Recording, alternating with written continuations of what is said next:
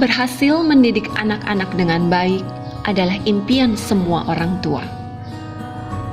Setiap orang tua pasti ingin agar anaknya bisa sukses dan bahagia. Namun, apakah pada kenyataannya semudah itu? Mayoritas orang tua pernah mengalami kesulitan dalam mendidik buah hati tercinta.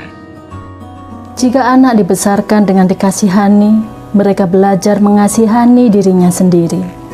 Jika anak dibesarkan dengan ejekan, mereka belajar rendah diri. Jika anak dibesarkan dengan kecemburuan, mereka belajar iri hati. Jika anak dibesarkan dengan dorongan semangat, mereka belajar percaya diri. Jika anak dibesarkan dengan toleransi, mereka belajar sabar. Jika anak dibesarkan dengan pujian, mereka belajar menghargai. Jika anak dibesarkan dalam penerimaan, mereka belajar mencintai. Jika anak dibesarkan dengan persetujuan, mereka belajar menyukai dirinya sendiri. Jika anak dibesarkan dengan pengakuan, mereka belajar baiknya memiliki tujuan. Jika anak dibesarkan dengan berbagi, mereka belajar bermurah hati. Jika anak dibesarkan dengan kejujuran, mereka belajar jujur. Jika anak dibesarkan dengan sebaik-baiknya perlakuan, mereka belajar adil. Jika anak dibesarkan dengan kebajikan dan tenggang rasa, mereka belajar hormat. Jika anak dibesarkan dengan rasa aman, mereka belajar yakin pada diri sendiri dan orang lain.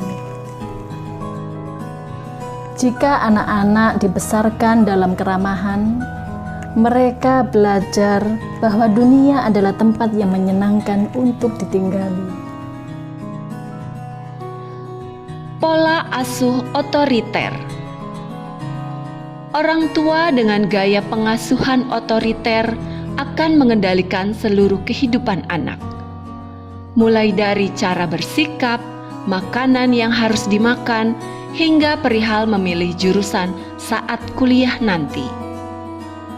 Orang tua dengan gaya pengasuhan seperti ini pun mengharapkan anak selalu patuh, tidak boleh banyak tanya, dan tidak boleh menentang peraturan yang ditetapkan oleh orang tua. Dan ketika ada permasalahan terhadap anak, maka orang tua akan menyelesaikannya dengan menggunakan kekuasaan dan perintah. Pola asuh permisif.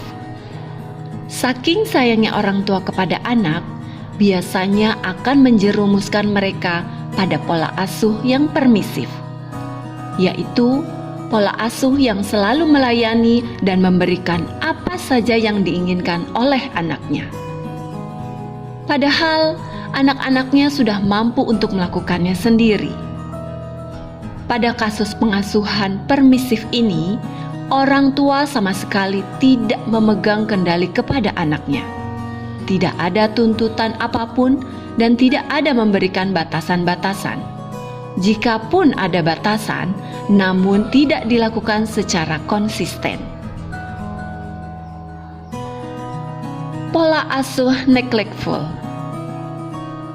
Setelah melihat gaya pengasuhan yang sangat mengendalikan dan sangat menuruti keinginan anak, maka sekarang saatnya kita melihat gaya pengasuhan yang berbeda lagi, yaitu pola asuh neglectful. Pada pola asuh ini, orang tua cenderung berfokus pada diri sendiri, bukan pada apa yang dibutuhkan oleh anak. Orang tua cenderung untuk tidak peduli dan lambat merespon apa yang sebenarnya dibutuhkan oleh anak. Bahkan mereka tidak tahu banyak tentang anaknya, tentang apa yang dirasakan, dan tentang apa yang diinginkan oleh anak. Pola asuh demokratis. Beralih dari gaya pengasuhan dengan dosis yang tidak tepat, maka kita akan melihat bagaimana gaya pengasuhan yang sebaiknya kita gunakan.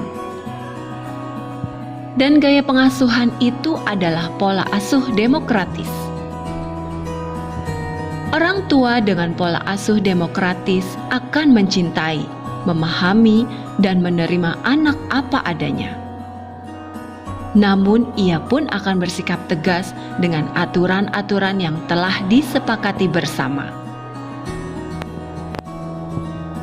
Saat mau mendisiplinkan anak, maka orang tua dengan pola asuh demokratis akan menjelaskan alasan dibalik peraturan atau ekspektasi yang diberikan. Sehingga mau tidak mau akan terbangun budaya berdiskusi antara orang tua dan anak.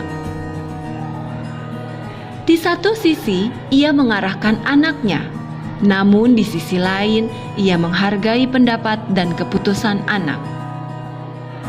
Dan anak yang diperlakukan dengan cara seperti ini akan merasa aman untuk melakukan eksplorasi dan berusaha menyelesaikan masalahnya sendiri.